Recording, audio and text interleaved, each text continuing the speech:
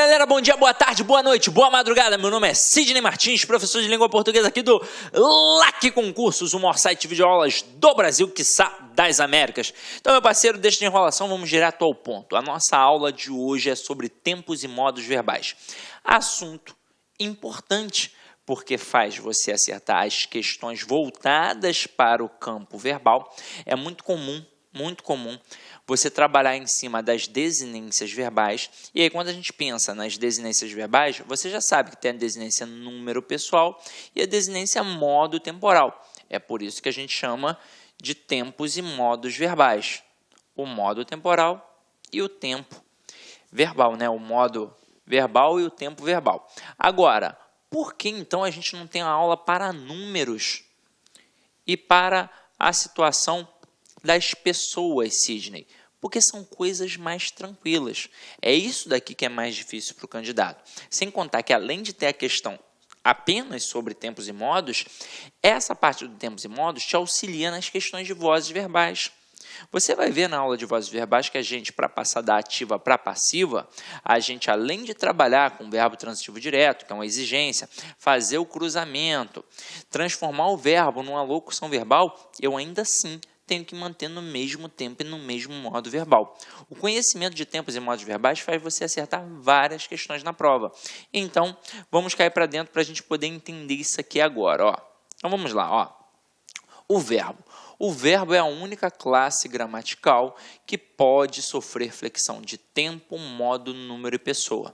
Exemplo, eu sou feliz. Eu fui feliz e eu serei feliz.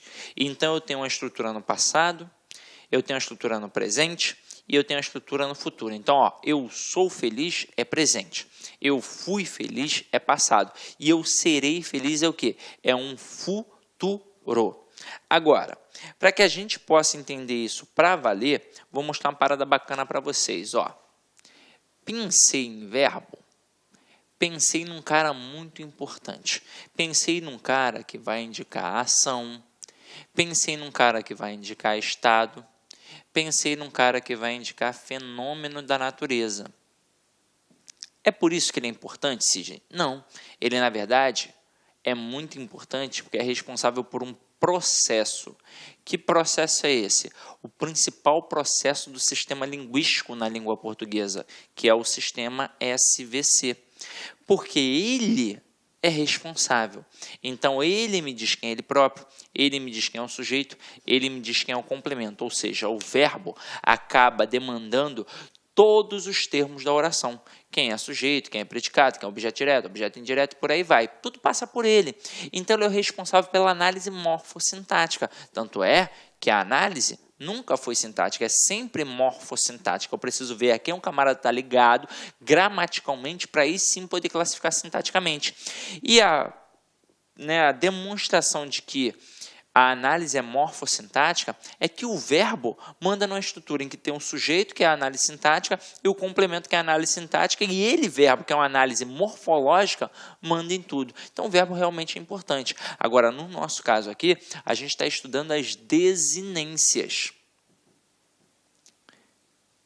As desinências verbais, que a gente já acabou de apresentar aqui no nosso slide, que é a desinência modo temporal e a desinência número pessoal. Aí agora a gente vai entender por que tempo e modo é mais difícil. Afinal de contas, número e pessoa é muito tranquilo. Quando eu falo em número, eu falo apenas em singular ou plural. Ou seja, eu quero saber se aquele verbo está no singular ou no plural. É óbvio que depende de quem? Depende do sujeito que ele tem. É uma relação básica de concordância verbal. Se o núcleo do sujeito está no singular, o verbo fica no singular. Se o núcleo do sujeito está no plural, o verbo fica no plural. E é isso que a gente vai definir com a variação de número que a gente tem em relação ao verbo. Agora, e em pessoa? O que é aquilo dali? São as pessoas do discurso. Quem fala, com quem se fala e de quem se fala. Então, eu tenho basicamente 3 pessoas do discurso. Só que eu terei 3 no singular e 3 no plural. Então, aqui, ó, primeira, segunda e terceira. Primeira, segunda e terceira. E isso é fácil. Quem é a primeira pessoa do singular? Eu. Quem é a segunda? Tu. Terceira, ele ou ela. Quem é a primeira pessoa do plural? Nós. Segunda, vós. Terceira, eles ou elas. Isso é molezinha. Onde é que o bicho pega? No modo e no tempo. Então, como a nossa aula hoje é de tempos e modos, vamos apagar aqui e cair para dentro para a gente poder entender melhor aquilo dali, ó. Primeiro a gente vai trabalhar aqui basicamente aquilo que mais cai, que é a estrutura dos tempos e modos voltados para o modo indicativo, tá? Então vamos lá aqui, ó. Eu tenho modo, tenho 3 modos verbais. Eu tenho o modo indicativo, o subjuntivo e o imperativo. É de extrema importância que eu entenda o conceito de cada um. E, para nossa sorte, a própria nomenclatura já me dá mais ou menos o conceito. O que é um modo indicativo? É aquele que indica um fato. Eu sei que é muito louco falar isso, mas quando eu falo que é um fato, não precisa necessariamente ser algo real. Existe o fato real, existe o fato hipotético. Agora, é claro que a gente se apega à questão do fato como fato real, mas pega assim, ó, indica um fato que é real. É uma realidade, é algo que é certo. Então, trabalha com uma atitude realista. É assim que funciona. Agora, e o modo subjuntivo? Ele trabalha na contrapartida. Se o indicativo ele trabalha aquilo que é um fato, aquilo que é real, o subjuntivo trabalha aquilo que é uma hipótese, aquilo que é uma possibilidade, aquilo que é uma incerteza. Então, trabalha com uma atitude hipotética. Beleza. Agora, e o imperativo? O que o imperador faz? Ele manda, ele ordena. Então, trabalha com ordem. Como é que isso funciona na prática? Simples. Eu digo assim, ó. João, saia daqui agora. Então, eu acabei de fazer o quê? Dar uma ordem. Então, modo imperativo. Eu digo assim, João, vamos comer agora, porque estou morrendo de fome. Então, vamos comer agora também é o quê? Modo imperativo. Ah, Cid, mas eu não encarei como uma ordem, eu encarei como, sei lá, um pedido, não sei. Gente, não precisa ser necessariamente ordem. Ah, é a ordem. Pode ser um pedido, pode ser uma súplica, pode ser um conselho. Agora, o teor imperativo, o teor da ordem, ele está por ali. Então, o modo imperativo, basicamente, ele indica uma ordem. Agora, e se eu falar assim, ó, o João quebrou um copo. Então, eu agora não dei uma ordem. Não tem como eu pensar na concepção de modo imperativo. Aí eu vou pensar no modo indicativo e no subjuntivo. Se eu estou falando que o João quebrou um copo, isso não pode ser uma possibilidade. Isso só pode ser algo que realmente aconteceu. Isso é um fato real. Isso é uma certeza. Então, se é uma certeza, é o modo indicativo. E se eu falar assim, ó, João talvez soubesse as respostas da prova. O João sabe, talvez soubesse. Então, é uma possibilidade. Por isso, é um modo indicativo, porque trabalha em cima de uma hipótese. Tranquilo ou não tranquilo? Tranquilo, né? Então, vamos lá. Ó. Próximo agora é o mais difícil. Ó, é o tempo. Aí, quando eu penso em tempo, eu também tenho 3 tempos verbais. A gente se habitua, desde a época da escola, a falar passado, presente e futuro. Mas a gente vai chamar aqui, ó, de pretérito, presente e futuro. Agora, se liga. Por que o tempo é mais difícil que o modo? Porque o tempo se ramifica, coisa que não acontece com o modo. O modo são 3, pronto e acabou. Agora, o tempo, ele vai se ramificar. O presente não, porque ele é pontual, está acontecendo. Mas o futuro, ele se ramifica em futuro do presente e futuro do pretérito. O pretérito também se ramifica em pretérito perfeito, pretérito imperfeito e pretérito mais que perfeito. De todos eles, sem sombra de dúvidas, o que acaba caindo mais nas provas é o pretérito, a começar pelo maior número de ramificações, sem contar que o aluno, eu já mencionei isso a vocês, ele não aprende realmente na escola a diferença de perfeito para imperfeito para mais que perfeito.